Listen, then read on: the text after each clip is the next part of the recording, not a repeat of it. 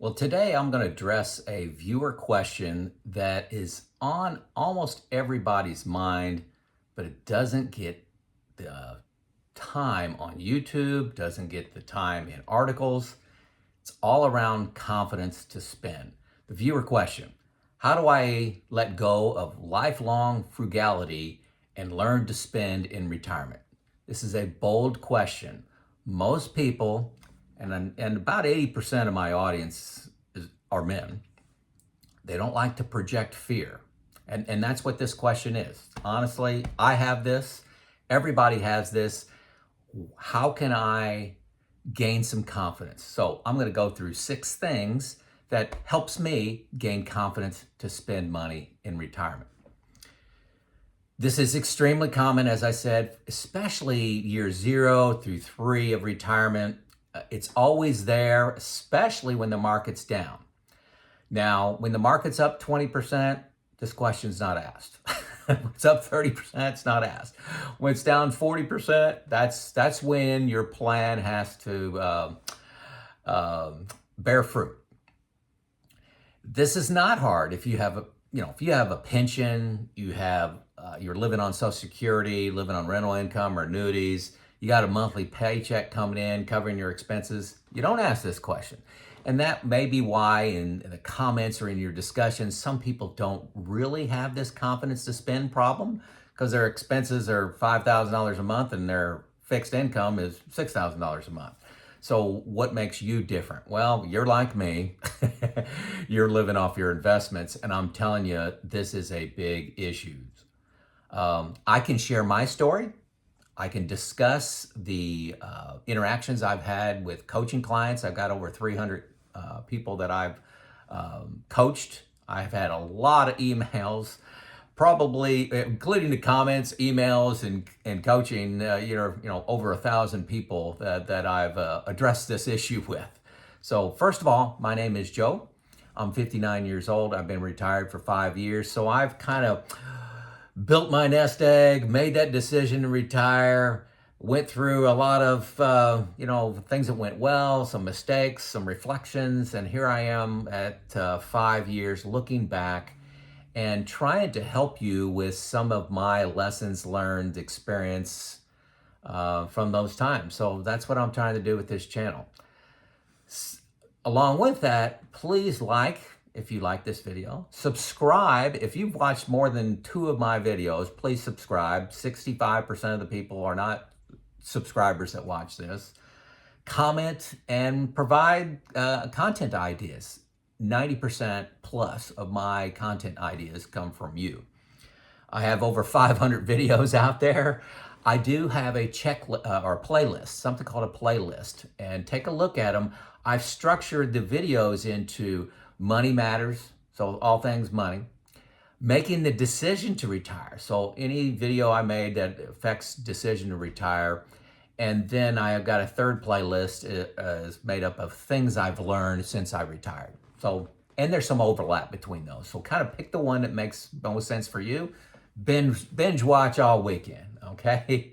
So how do I let go of lifelong frugality and spend in retirement? Got 6 ways that I do that. Maybe these will work for you. Maybe you've got some more. Maybe you like one. Okay, number 1, very simply, I compare myself to the 4% rule, the 4% withdrawal rate. So if I got $1 million and I'm looking to pull out $40,000 a year, that passes the 4% rule.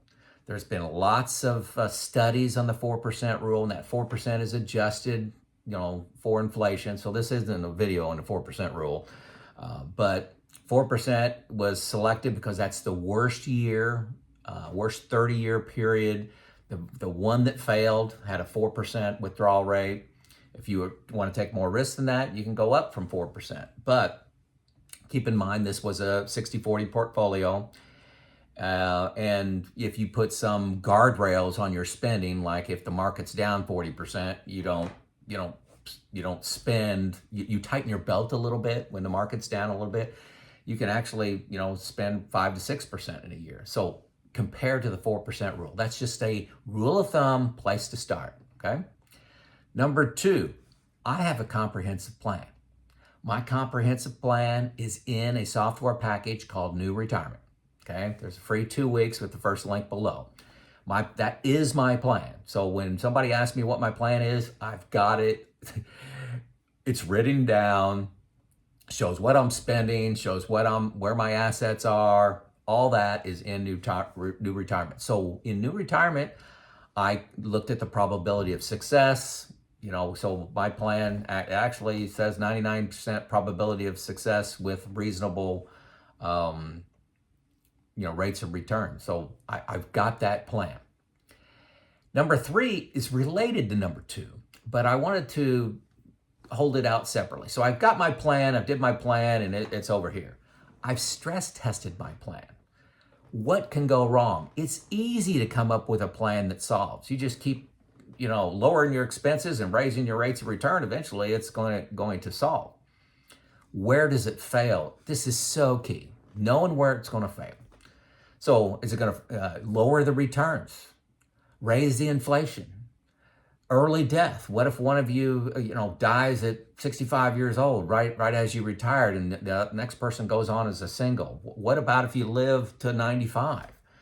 What about if healthcare expenses go up higher than you expected? You can change that rate. What about taxes? What about long-term care? Also inside of here, what if expenses go up? One-time expenses. So New Retirement, you put in one-time expenses, new car, new roof. This is what, new motorhome, a 30-day cruise around the world you're planning on taking. I put a go-go spending in. So from, I'm currently 59 through age 75, I have go-go spending in, so increased spending for travel and hobbies and things like that. Then at 75 to 80, I cut that in half for slow-go spending. And then after 80, I just have my base spending. So I got different spending amounts in there.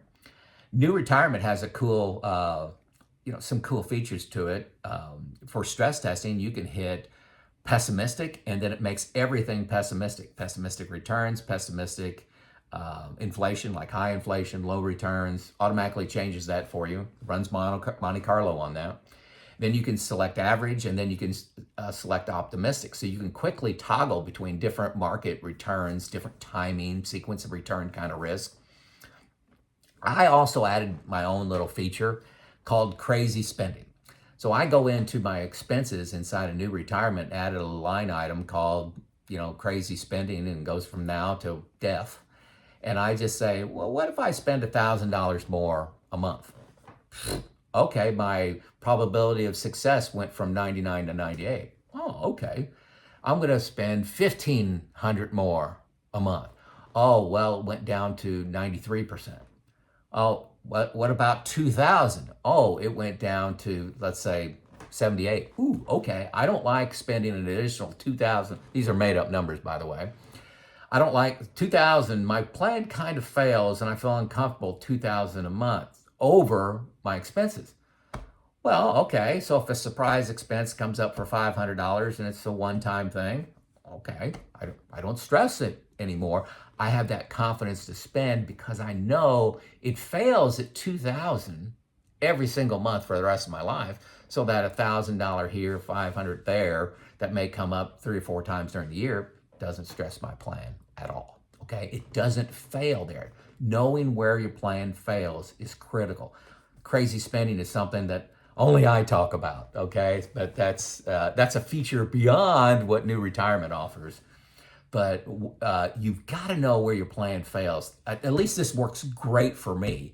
So I know the levers, and I know hey, if inflation is 10% for 4 years in a row, hey, I really got to look at my plan again. I may need to look at my expenses in that situation. But I know where it's going to fail, and so my antenna are up looking for that. Number 4 thing I do. Quarterly, I review my expenses, my returns that I'm getting in my investments, the New Retirement output. So I go into New Retirement again, put in all my balances. You can link them, but for security reasons, I choose not to. Despite them telling me they got great security, I just it's easy to do. I review my buckets. Okay, that I use buckets of money. I got 4 years in bucket 1, out of the stock market, 4 years in bucket 2, 60/40, and then I've got stocks in a bucket 3. For some reason my face is itching here. And that, by going through that review process, seeing my new retirement output, and then looking at my buckets, I always look at my buckets and say, I got 4 years covered. I got 4 years covered, no problem. That's out of the stock market. So if the stock market goes down, for 2 years, 3 years, I'm covered with, without having to sell stock when they're down, and don't have to violate the 4% rule because, my $1 million worth of portfolio is down to $500,000. You pull out $40,000, you pull out an 8%.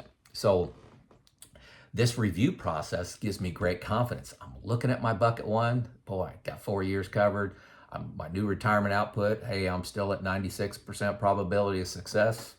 My expenses are in line with what I planned on. Let's go. That's number 4. Number 5, I continue to educate myself with podcasts, YouTube. I'm a big YouTube junkie. And with articles I read. It's a hobby of mine to just kind of stay current. I don't watch MSNBC or any high drama content. Don't really read the newspaper, but I will read some magazines, and I will read, get on some email list, and YouTubers is probably the biggest source. There's a few people I follow. Previous video, I talk about people that I follow that are great readers and sharing what's going on in the market.